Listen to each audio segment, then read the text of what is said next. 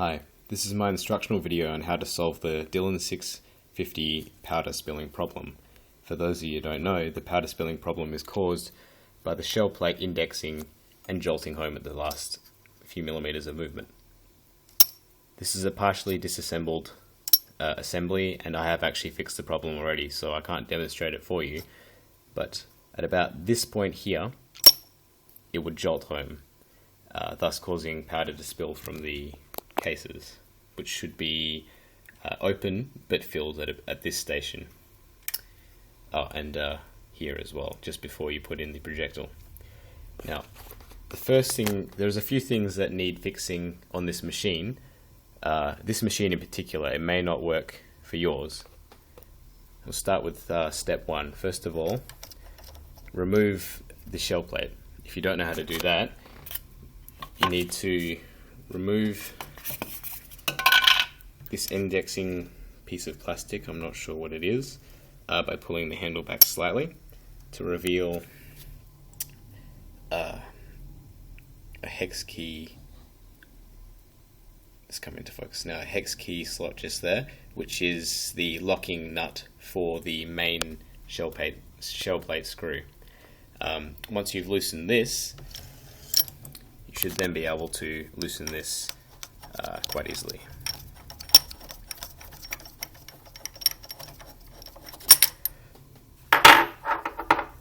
Once removed, you will need to remove the case ejector, which just slots into a hole right here.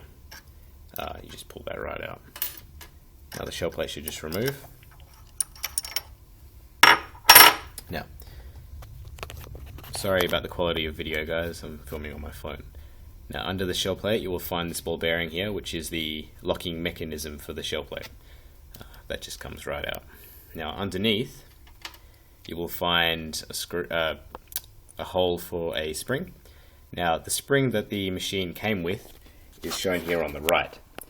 The spring shown on the left is actually out of a Nerf gun. There's been many methods shown online as to how you could weaken this spring, but basically the problem is this spring is much too strong and forces the ball bearing in with too much force, so the shell plate comes to a juddering stop. Now, people have suggested clipping the spring, possibly keeping it under compression overnight to, I don't know, reduce its tension. I didn't want to stuff around with a stock spring in case I made a mistake, so I found another spring to replace it. The spring on the left is out of a Nerf gun, and if you've ever pulled a Nerf gun apart, you'll know which spring it is. It's the one that sits underneath this thing. I don't know what that is. Basically, it's just a much weaker spring. You can tell it's a much thinner gauge wire. It does fit exactly into this hole. And the ball bearing, locking bearing, sorry about the camera, it's just going to come into focus. Yeah, so I've already got one in there. The locking bearing will just sit on top like so. And that will provide much less resistance to the shell plate, but still just enough to lock it in place. After you've done that, you just reassemble the shell plate as per normal. So the shell plate on, the main screw in place. Now, this is usually really tight when you first buy the machine. I like to tighten it finger tight and then back it off slightly so the shell plate still has a bit of range of movement. Tighten the locking lug under here, which requires the handle to be pulled, and replace the case ejector, which should sit like so. Alright, once that's assembled, you now need to address other areas. One area I found with my machine in particular was that this powder slide bar would, after becoming fully extended, would slam home quite vigorously, causing the whole machine to shake. It would just drop straight back. I've sort of solved this problem by putting this lackey band here, which sort of keeps it under tension the whole time, and so instead of jolting back, it'll slowly and smoothly slide back over the course of the machine's functioning. Now, the last area that needs fixing is the case slide, I think it is. It's just this plastic triangle piece right here that will slide back, grab a case, and then slide it home into the shell plate. Now, I found, actually I might be able to demonstrate it if I shove a case in there. Okay.